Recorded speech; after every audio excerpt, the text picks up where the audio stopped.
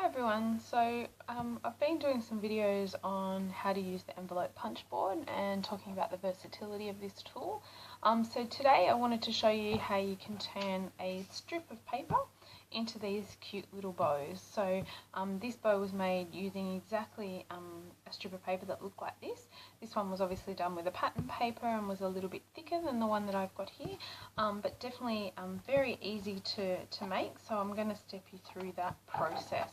So the first thing I'm going to do is, this is a 12-inch strip and it's probably about 3/4 of an inch wide, so I'm actually going to trim off 5 inches of that because that's going to form the back of our bow. And what you need to do with that to start with is just place that in the middle of the envelope punching tool, and you just punch it like that to punch the edges. Now I obviously didn't get that one quite in the middle, or that one for that matter, so let's see if we can fix that up. Move that over a little bit, that's much better. Move this one over a little bit. Okay, that's a much better edge to the bow. Okay, then what we're going to do is we're actually going to, with this longer piece, so that's 7 inches, we're actually going to do the punching on either side in the middle, which means that I'd line this up at 3.5 and punch it, and then again at 3.5.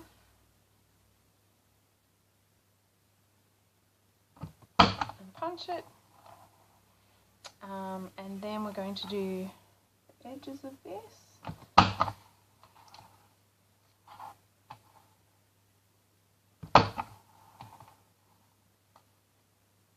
and the edges of this as well.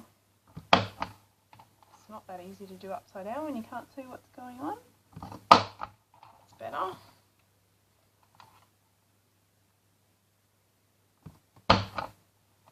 Now in hindsight, because this is a thinner strip, I probably should have pulled that out a little bit. So 3/4 of an inch is probably about as thin as you can get before your punch will go right through.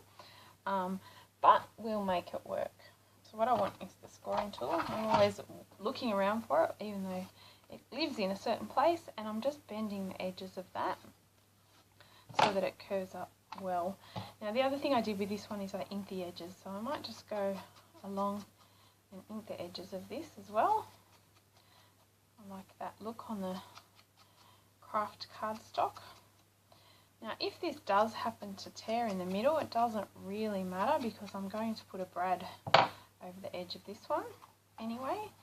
We'll just move this to the side from, and I did forget in the middle of this one as well, and we'll try not to do it as deep this time, but just punching the middle of this one as well.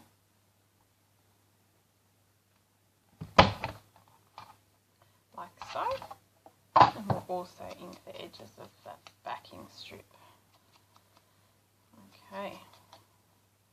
Now I find the easiest way to stick all of this together is just using our glue dots. So just pick the paper up and bring it to the glue dot, and then it'll peel off like that.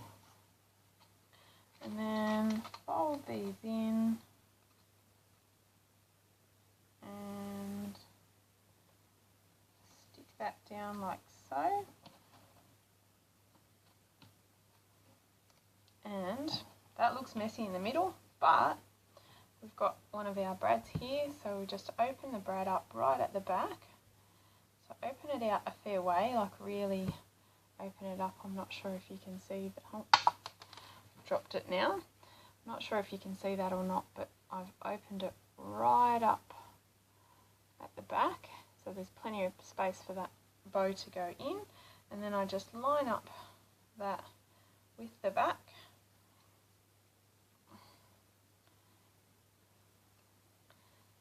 And as you can see, that ends up making quite a pretty bow.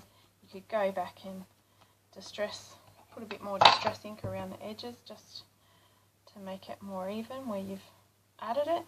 Now the beauty of putting a brad on there as opposed to a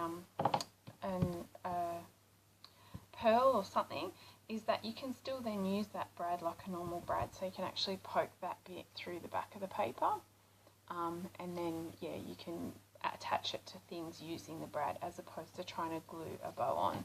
So definitely, again, another different use for the envelope punch board, and a great way to get creative with the one tool. So if you are on a budget, I definitely recommend it. And after doing these videos, I've decided that I'm not going to stop there. That's just 3 uses for the envelope punch board, but there's loads more. So I'm going to have a play around with some of the ideas that I've seen floating around on YouTube, and I'll definitely come back and share more of these ideas with you. Thanks for watching.